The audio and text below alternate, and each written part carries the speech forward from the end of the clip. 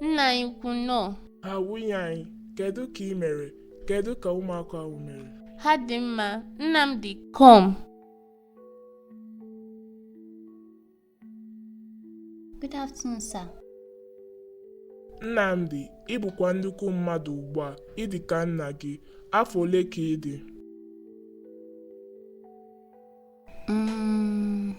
I'm fine. Oh boy.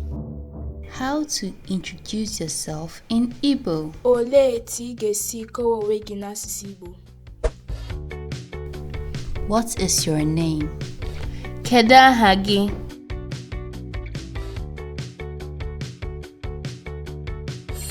My name is Nnamdi.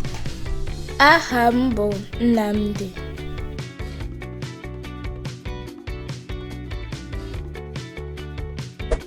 Are you a boy or a girl? Ị bụ nwoke ka ị bụ nwanyị?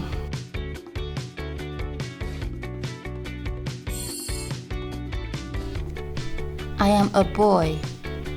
Abụ m nwoke.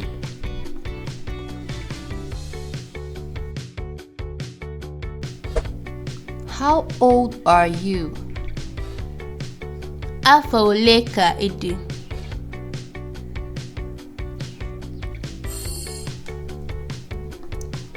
I am 3 years old. Adị m afọ 3. What is your hobby? Kedu ihe ntụrụndụ gị?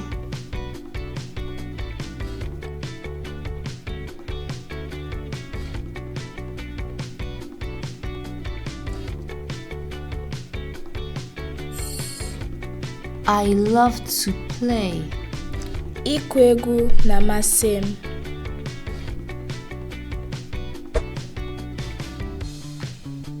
Do you have siblings? Ị nwere ụmụnne?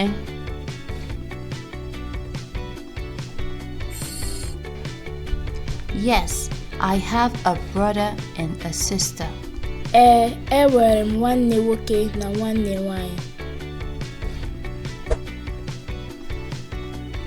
What is the name of your school? Kedu aha ụlọ akwụkwọ gị? The name of my school is So-Ox.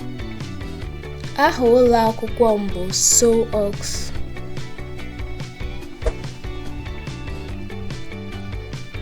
What class are you in?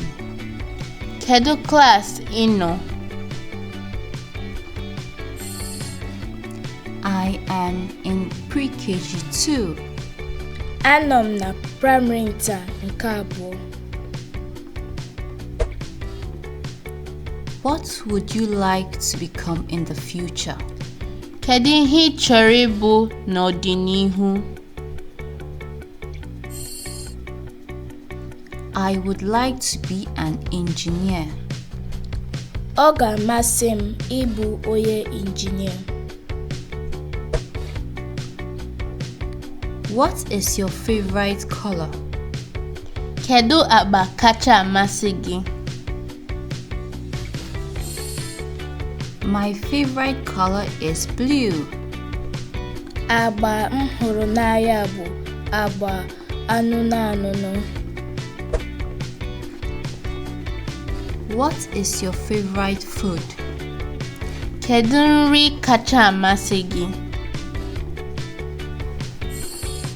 My favorite food is rice and stew.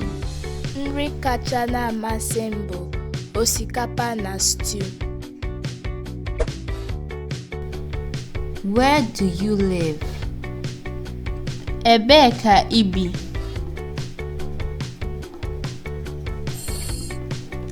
I live in Enugu. Ebi m n'Enugu.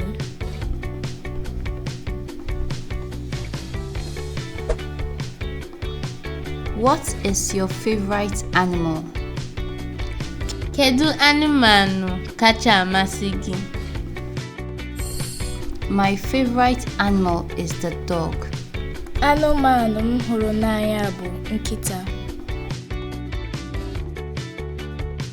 Now it's your turn.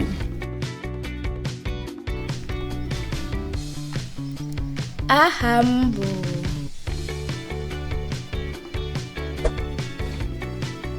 abụ m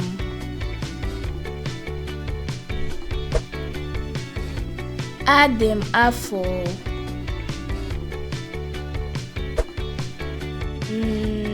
na-amasị m. Enwere m maọbụ mba enweghị m ụmụnne. Aha ụlọ akwụkwọ m bụ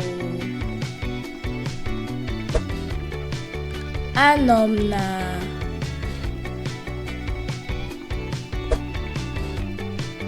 ọ ga-amasị m ịbụ onye. Agba m hụrụ n'anya bụ agba. Nri kacha amasị m bụ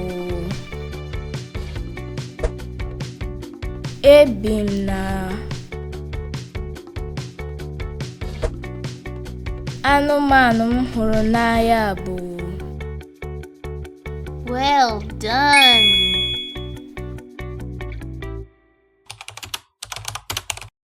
Please like and subscribe.